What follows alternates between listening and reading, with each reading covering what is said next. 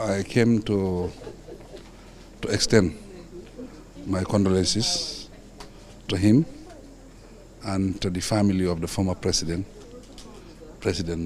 Muhammadu Buhari.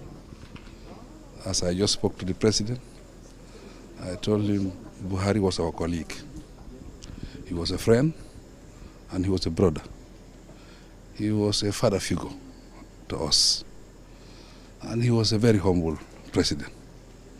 A great man, a great president, a great leader. And I think his humbleness, we should all emulate him. If we emulate him, I think that will make us to move a mountain, to move Africa to the next level. Me personally, he contributed for me coming to power. He contributed to make sure that the voice of the Gambian people is respected. He contributed to consolidate democracy in our country. Because of this reason, I cannot be ungrateful.